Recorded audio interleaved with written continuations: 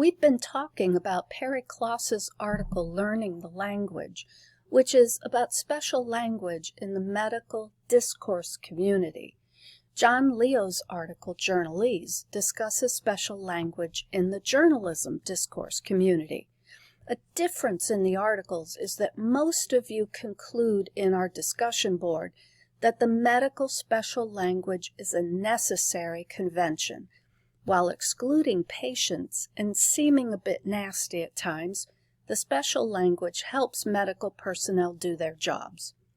On the other hand, in Leo's last paragraph, through extreme sarcasm, Leo states that the special language of journalism is not a truly vital language, but journalists may disagree. So ask yourself, is the special language of your discourse community necessary for it to function, or does it appear to serve no significant rhetorical purpose for either members or non-members?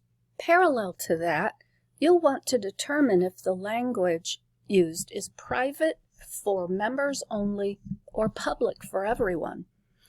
Kloss's special language is private because it's shared with only members of the discourse community, and significantly, it excludes non-members or patients.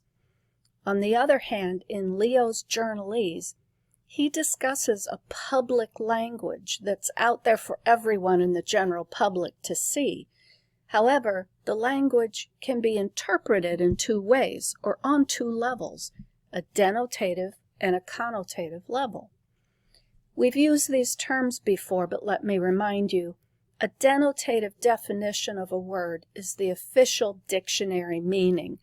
It's straightforward, and its meaning is surface level. It means what it says. On the other hand, the connotative meaning reflects what all of us think a word means, and includes emotions, associations, nuances. The connotative meaning dips down into a deeper level.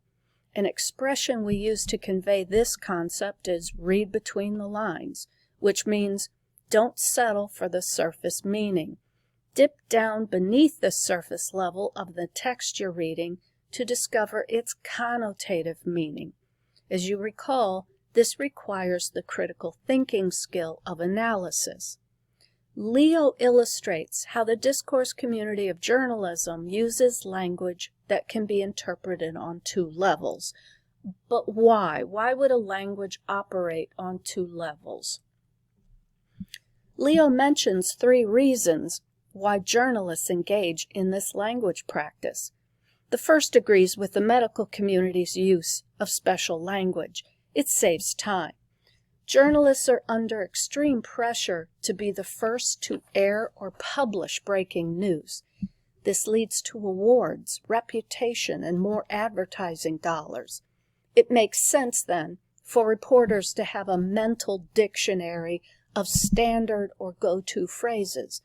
They don't need to spend time being creative when they can simply write that any type of damage, for instance, from a storm of any degree is massive destruction, or that various strength gusts are howling winds. Another reason for using special language, and in particular language that can be interpreted on two levels, is to avoid libel, which is a false statement that is damaging to a person's reputation. As you can guess, a reporter who outright says the truth about a politician or celebrity's drug use, for instance, can spend years wrapped up in legal battles to prove his statement's truth. In addition, just the accusation of libel can ruin a reporter's credibility. The third reason a reporter uses special language that operates on two levels is to build rapport with readers who understand the connotative level. In this way, the dynamics of the discourse community shift to include those readers as members, or at least members on the periphery. Leo points out several types of special language that journalists use to convey connotative meanings to readers who read between the lines. Soft descriptions and euphemisms tone down the real meaning behind a word or expression that might be too harsh for some readers, or thinking back to libel might be too true. So, for instance, a journalist may say that a politician is ruddy-faced instead of saying that he is drunk all the time. Or an interview subject may be described as driven instead of as a raging psychopath. Soft language makes the message easier to take, or so we think. Opposites accomplish the same. Clichés and stereotypes truly depend on a reader's grasp of connotative meanings. Leo points out the difference of calling either gender imposing. According to traditional stereotypes, an imposing male is worthy of respect. He's probably associated with male conventions of being a take-charge kind of guy, a natural leader. In contrast, some readers have picked up on a woman who is called imposing being a battle axe, an aggressive, pushy, domineering, and older woman you don't want to cross. Additionally, in this stereotype, older is not a compliment.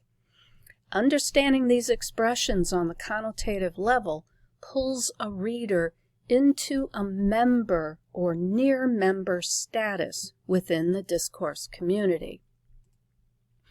In observing your discourse community and in writing your ethnography, pay attention to the special language your group uses with each other.